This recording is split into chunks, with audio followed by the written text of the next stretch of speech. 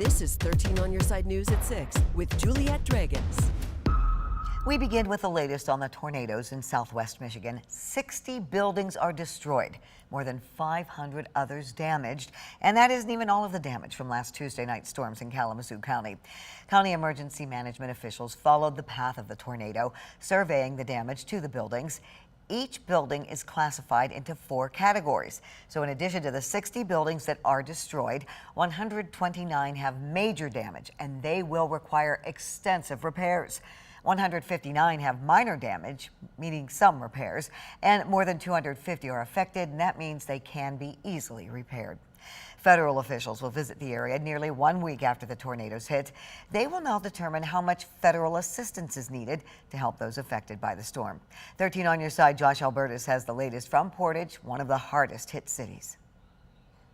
Assistance could be on the way for those impacted by last week's storms over southwest Michigan that resulted in multiple tornadoes and futures left uncertain in neighborhoods like this one. You know, there are people that really are suffering, and our hearts go out to them. Greg and Carol Nelson were on their way out to get another chainsaw when we caught them. The couple who've lived in Michigan for over 20 years and also lived in Nebraska for nearly 2 decades said when they came back up from the basement, they'd never seen anything like it. And the first things that he said was, "This is really bad," because He looked out the window.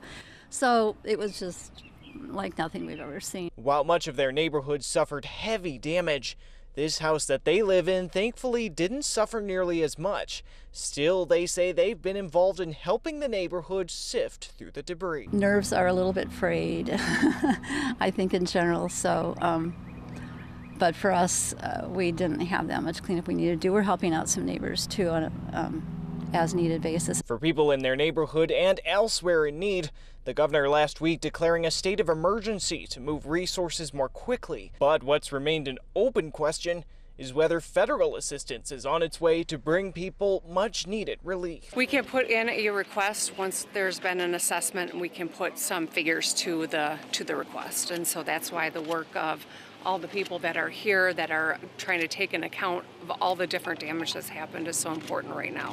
So, but until we have that, I can't submit anything to the federal government, and that's why we're going to try to move fast here. The local authorities have moved to make quick progress on that. On Monday, Kalamazoo County Emergency Management sharing the preliminary numbers of their surveys to submit to the Federal Emergency Management Agency, or FEMA, and potentially get those impacted more of the assistance they may need. We had a total of 60 destroyed structures. We had 129 major damage.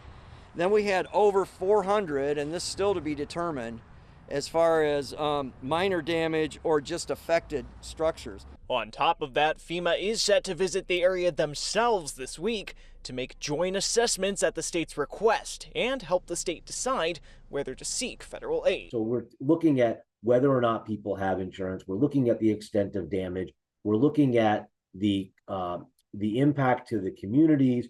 We're looking at what the needs are. We're looking at how many homes were damaged. We're looking at impact to infrastructure. We're looking at personal property losses. The Nelsons believe there may be need for guidance and financial assistance to help deal with wreckage on private property, but until that may come, their neighborhood leans on each other.